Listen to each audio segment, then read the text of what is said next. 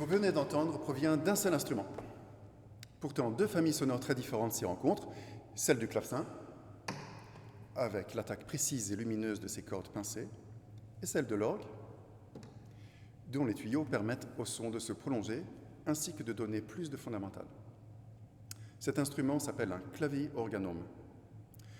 Je m'appelle Ghislain Gourvenec, je suis organiste et claveciniste à Stavanger en Norvège, et le propriétaire de cet instrument. Il est de construction récente, mais l'idée qui l'a fait naître est vieille de plus de 5 siècles. Avant de vous le présenter, je vous propose donc de remonter brièvement le cours de son histoire.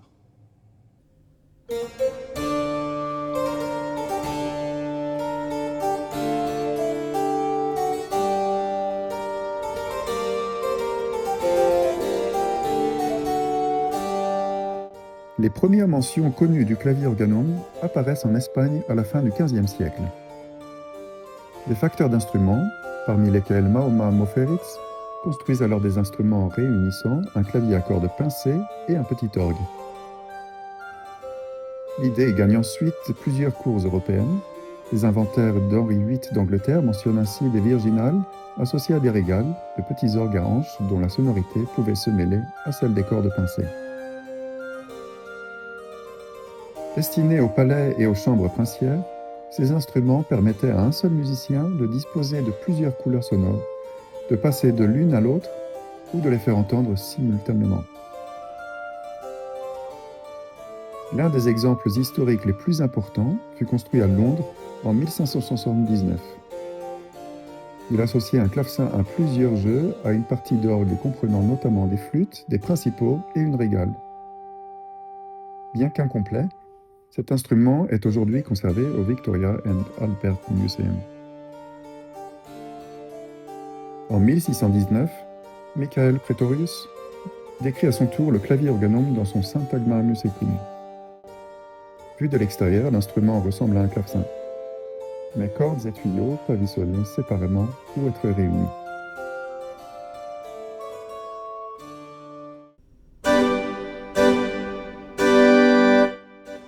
L'histoire du klaviorganum ne se limite pas aux petits instruments de chambre.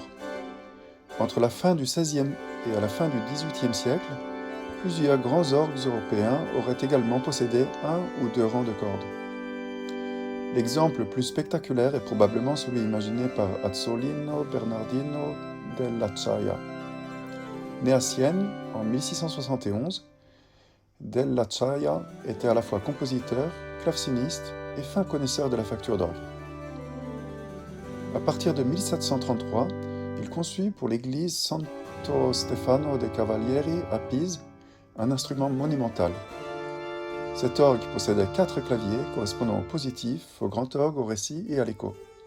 Mais il comportait également un 5e clavier destiné à un salterio, un instrument à cordes intégré à l'ensemble. Achevé en 1738, il représentait une forme monumentale de la même recherche. Réunir dans un seul ensemble la richesse d'un grand orgue et l'attaque particulière des cordes. Il n'existe donc pas un modèle unique de klaviorganum. Au fil des siècles, les facteurs ont associé des épinettes, des virginales, des clavecins ou des pianofortes à des flûtes, des principaux, des bourdons ou des régales. Certains instruments ne possédaient qu'un clavier, d'autres permettaient de jouer séparément les cordes et les tuyaux. Quelques-uns comportaient même un pédalier. Tous poursuivaient néanmoins une même idée, réunir deux manières presque opposées de produire le son. Le clavecin donne à chaque note une naissance très précise, mais le son commence immédiatement à disparaître. L'orgue, au contraire, peut entretenir le son aussi longtemps que la touche reste enfoncée, mais son attaque est naturellement moins incisive. Lorsque les deux sont réunis, les tuyaux peuvent prolonger le son des cordes, tandis que les cordes donnent au son de l'orgue une articulation, une clarté et une présence nouvelle. Quelques décennies plus tard, en France, Dom Bedos de Celles consacre un chapitre de l'art du facteur d'orgue à ce qu'il nomme l'organisation du clavecin ordinaire. L'instrument qu'il décrit associe les 2 claviers d'un clavecin à un 3e clavier, commandant un petit orgue. Celui-ci comporte 4 registres, un bourdon bouché, un prestant bouché, un dessus ouvert de 8 pieds, ainsi qu'un jeu d'anches divisé en un basson dans la basse et un hautbois dans le dessus. le clavier de l'orgue peut être accouplé au second clavier du clavecin. Les deux instruments peuvent être ainsi joués séparément ou réunis sous les mêmes doigts. Le principe fut également appliqué au pianoforte. Dans le chapitre précédent, Dom Beddoes décrit notamment un pianoforte organisé, imaginé et réalisé à Paris par Jean-François Lépine. Plusieurs instruments historiques de ce type sont encore conservés aujourd'hui. L'instrument que vous voyez ici n'est pas la copie d'un clavier organome historique particulier. Il constitue plutôt une continuation moderne de cette longue recherche. Il réunit un double clavecin, un orgue réparti sur deux claviers et un pédalier indépendant. Grâce à différents accouplements, ces parties peuvent être jouées séparément ou réunies de plusieurs manières. Je vais donc maintenant vous montrer comment il a été conçu et surtout vous faire entendre ce que cette rencontre entre les cordes et les tuyaux rend possible. J'enseigne l'orgue à l'école de musique ainsi qu'à l'université. En Norvège, comme dans beaucoup d'autres pays, il est devenu très difficile d'attirer les jeunes vers cet instrument. L'orgue demeure souvent enfermé dans les églises. Pour le découvrir, il faut déjà avoir l'idée et parfois le courage de franchir la porte. Mon projet est donc né d'une question très simple. Plutôt que d'attendre que le public vienne à l'orgue, pourquoi ne pas amener l'orgue à la rencontre du public? Je souhaitais disposer d'un instrument transportable capable d'être installé dans une bibliothèque, un centre commercial, une école ou une salle de concert, tout en conservant certaines caractéristiques essentielles d'un grand orgue. Il lui fallait au minimum 2 claviers et un pédalier, un principal de 8 pieds donnant au son sa présence et sa clarté, ainsi qu'un jeu de 16 pieds pour lui apporter une véritable assise. L'objectif n'était donc pas seulement de construire un petit orgue facile à déplacer, mais de retrouver dans un format transportable les sensations et les possibilités musicales d'un instrument beaucoup plus vaste.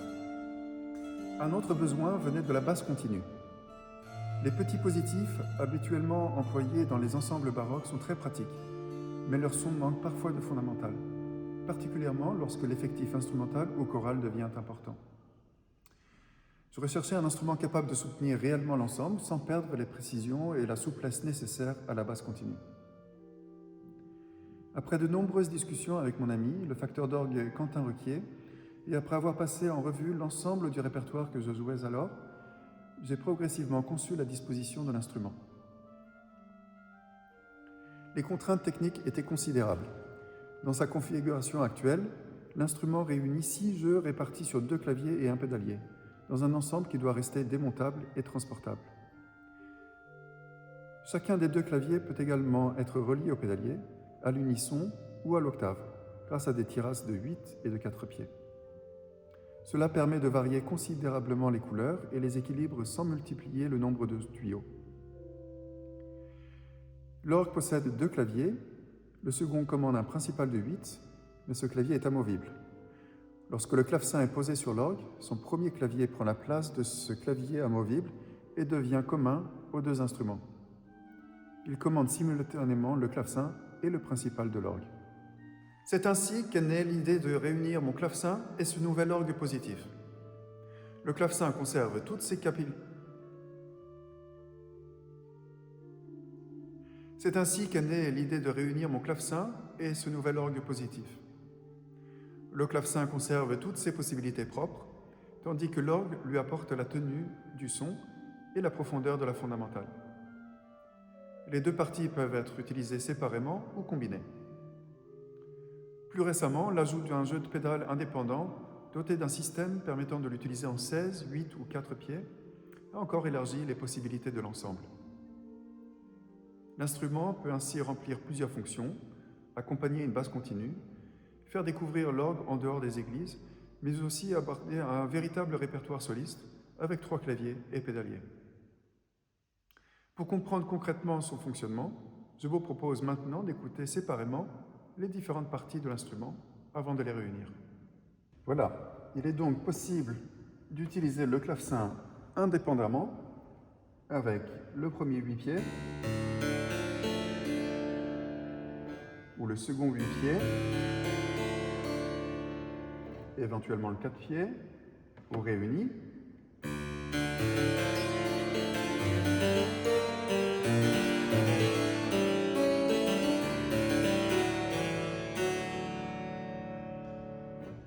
Le premier clavier possède également un luth.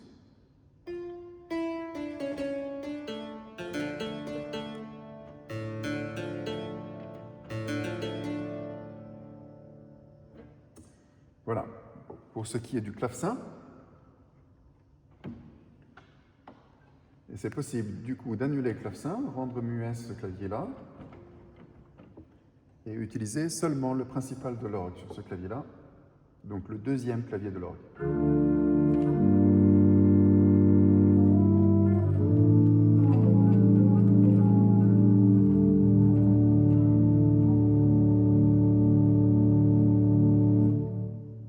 Voilà. Au premier clavier, nous avons le bourdon, la flûte de 4, une doublette,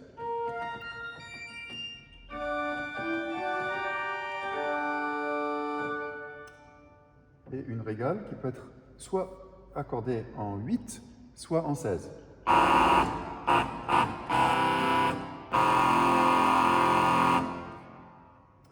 Nous avons aussi un jeu de quinte.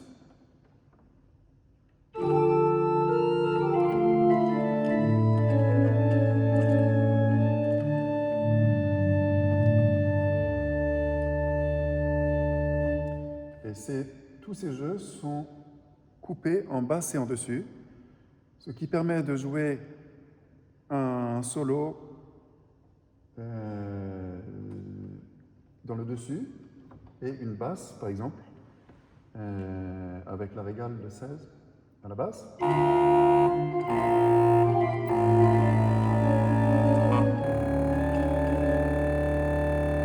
Éventuellement avec le 2 pieds le dessus.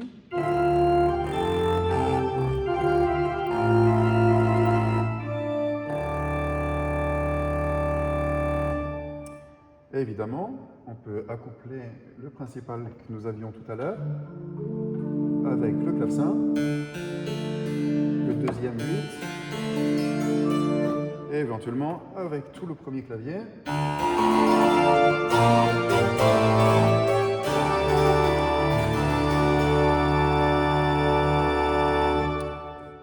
Et une combinaison que j'apprécie particulièrement, le luth avec le principal.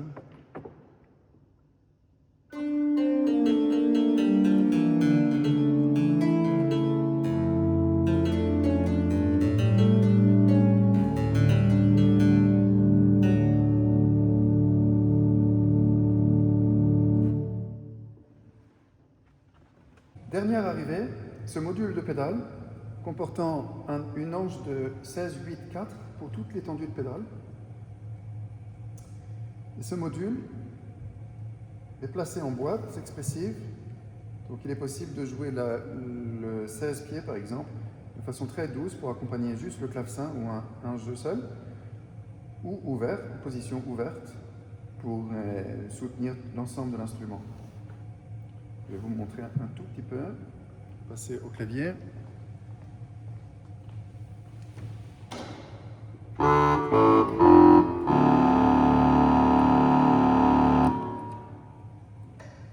Et le 4.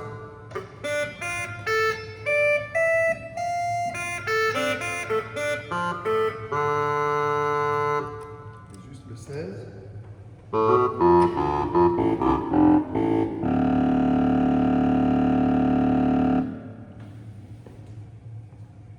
J'espère que cette présentation aura répondu à la plupart des questions que j'ai reçues au sujet de cet instrument. Merci de m'avoir suivi jusqu'ici. Si certaines questions restent sans réponse, ou si vous souhaitez en savoir davantage, n'hésitez pas à prendre contact avec moi. Et pour découvrir mes prochains enregistrements et les autres possibilités de cet instrument, vous pouvez également vous abonner à la chaîne. Pour terminer, je vous laisse avec le premier mouvement de la sonate en trio en ré mineur, BWV 527, de Johann Sebastian Bach.